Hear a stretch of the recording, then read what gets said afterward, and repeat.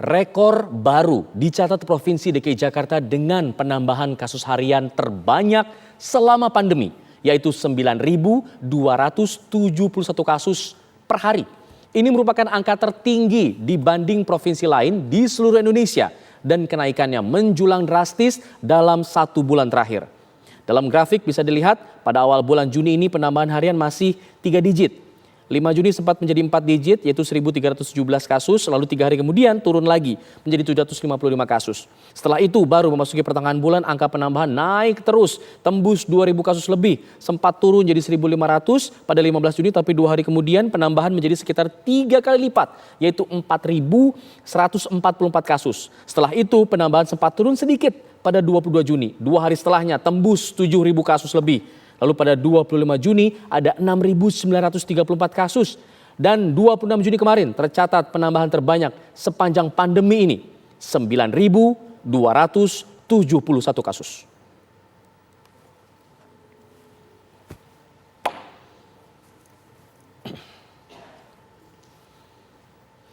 Pemirsa, Sabtu 26 Juni 2021 kemarin mencatatkan rekor kasus positif COVID-19 harian secara nasional. Lebih dari 21.000 kasus konfirmasi positif pada hari tersebut. Penyumbang terbesar kasus harian adalah DKI Jakarta. Pada 26 Juni, kasus konfirmasi positif di DKI Jakarta tercatat lebih dari 9.000 orang. Ledakan kasus positif ini pastinya akan berdampak pada kemampuan rumah sakit dalam menampung pasien COVID-19 serta tenaga kesehatan yang harus merawat mereka. Lalu apa yang harus dilakukan pemerintah untuk bisa mengendalikan lonjakan kasus positif COVID-19 ini? Sudah bersama kami ada epidemiolog Universitas Indonesia, Pak Pandu Riono. Selamat sore, Pak Pandu. Selamat sore, Mas. Pak Pandu, tentu kita tidak bisa lagi melihat angka penambahan ini hanya sekedar angka. Karena banyak yang masih menganggap, oh that's it, ada angka segini, kasusnya segini. Tapi apa yang kemudian bisa dibaca oleh seorang epidemiolog? Mengingat kasusnya sekarang sudah tembus rekor, Pak. Hariannya nasional 21.000. Ya, jadi ini suatu menunjukkan bahwa pandemi ini semakin tidak terbendung. Penularan terus meningkat, ya, akan terus meningkat dalam minggu-minggu mendatang. Dan itu adalah akumulasi daripada aktivitas kita beberapa minggu yang lalu dengan bersamaan dengan munculnya varian baru yang sudah mendominasi apalagi di Jakarta. Jakarta itu hampir semua varian ada sehingga penularan sangat cepat, sehingga kalau kita lihat dari kurvanya itu akan seperti kurva yang naiknya vertikal 90 derajat. Ini yang menunjukkan bahwa akan membuat nyaris pelayanan kesehatan kita akan kolaps. Bukan hanya rumah sakit, tetapi juga ruang isolasi juga akan penuh. Seperti Wisma Atlet sudah penuh dan harus dibuat tempat-tempat lain untuk melakukan isolasi pada mereka yang bergejala ringan atau yang tidak bergejala. Karena ini penting untuk memutus rantai penularan. Dan ingat, ini juga menunjukkan bahwa ini adalah yang terdeteksi di dalam sistem pelayanan kesehatan kita. Betul. Yang sesungguhnya terjadi itu bisa 10 kali lipat lebih dari yang kita temukan pada hari ini atau pada hari-hari yang lalu. Ini yang menunjukkan bahwa kita harus terus meningkatkan testing, dan testing di Jakarta kemarin sudah tembus lebih tinggi daripada sebelumnya.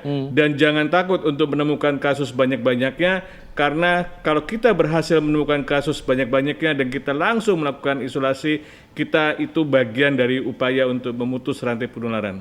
Tapi itu kemudian menjadi dilema juga, Pak. Ketika kasusnya ditemukan banyak, tenaga kesehatannya, fasilitas kesehatannya tidak mencukupi untuk itu, Pak. Bagaimana kemudian harus diantisipasi hal-hal seperti ini?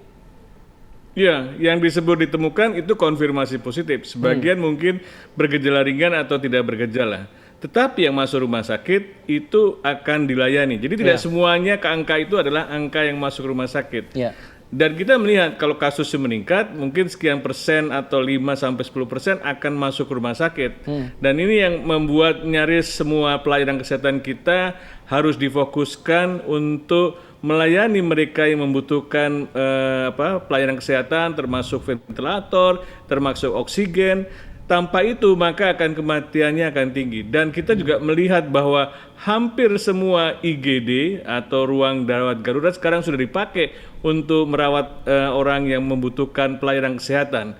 Ini sesuatu yang kita harus kerja keras, dan sementara itu kalau tidak ujungnya kita bendung, itu akan terus yang kita lakukan secara cepat, kita harus lakukan secepat-cepatnya. Karena kalau tidak, di masa-masa mendatang ini penularan terus terjadi. Oke, Pak Pandu, dari kajian akademis ya, kalau kita melihat dari negara lain, Italia pernah seperti ini, India juga pernah seperti ini. Apa yang mereka lakukan, Pak, sehingga kemudian bisa menekan angkanya, tidak lagi melonjak tinggi? Ya, mereka melakukan seperti yang harus kita lakukan. Pertama, pengetatan.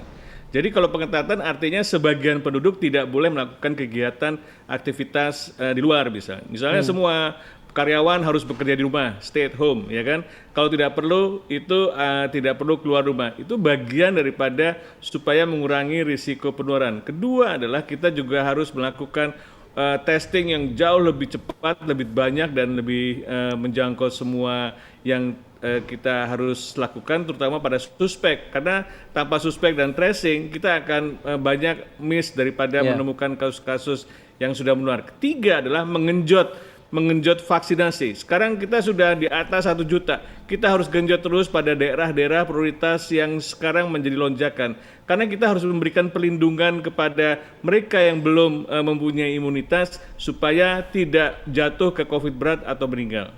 Oke, Pak Pandu, secara individual Pak, apa yang bisa kita lakukan untuk bisa memaksimalkan agar terhindar dari paparan virus ini Pak?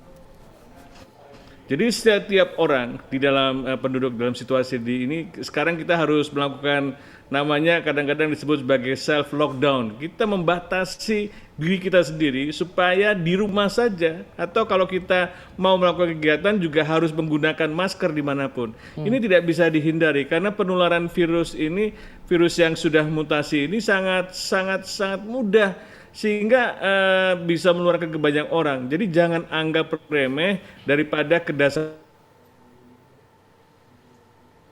Harus melindungi dirinya sendiri. Karena kalau kita pakai masker yang benar, itu kita tidak hanya melindungi diri kita sendiri, tapi juga melindungi orang lain dan juga melindungi keluarga kita. Oke, Pak Pandu, kalau misalnya kita ambil contoh kasus, ada orang yang masih bekerja, harus bekerja setiap harinya, keluar dari rumah, lalu pulang ke rumah, apakah harus tetap memakai masker? Apakah maskernya cukup Pak untuk bisa mengantisipasi tidak menyebar ke kluster keluarga misalnya? Iya, jadi yang memang harus bekerja harian ya, terutama bekerja informal, mau nggak mau kita harus bantu untuk menyediakan masker. Jadi kita harus memberikan edukasi apa yang mereka lakukan setelah melakukan kegiatan. Mungkin mereka harus langsung membersihkan tubuhnya dan mengganti masker yang baru, dan jangan langsung berinteraksi dengan keluarga dulu sebelum membersihkan dirinya. Karena kalau tidak dia akan kemungkinan kalau perlu dia akan tidak tinggal bergabung sama keluarganya dulu, dan dengan demikian maka sebenarnya itu juga mengurangi risiko penularan. Oke, Pak Pandu, kita tahu saat ini sekarang sedang diberlakukan PPKM Mikro yang memang dipegang oleh pemerintah pusat. Pemerintah daerah sekarang tidak bisa lagi punya kewenangan untuk menerapkan PSBB misalnya, seperti yang di awal-awal cukup ketat sehingga menurunkan angkanya. Nah, ini apa yang kemudian bisa dilakukan oleh pemerintah daerah, lalu kemudian pemerintah pusat begitu dalam hal ini agar semua bisa selaras dan menekan angka kasus COVID-19? Ya, jadi kewenangan pemerintah pusat harus didelegasikan ke pemerintah daerah. Karena pemerintah daerah yang punya instrumen sampai di bawah untuk bisa mengimplementasi apa yang sudah digariskan oleh kebijakan pemerintah pusat. Ya, ini menurut saya seringkali tidak harmonis ya. Untuk sekarang kita harus bisa bekerja sama dan kalau ada permintaan dari pemerintah daerah, tolong didengar juga apa yang pemerintah daerah juga kadang-kadang mempunyai inisiatif berdasarkan pengalaman-pengalaman masa lalu dan bisa disampaikan ke pemerintah pusat dan harus didukung juga.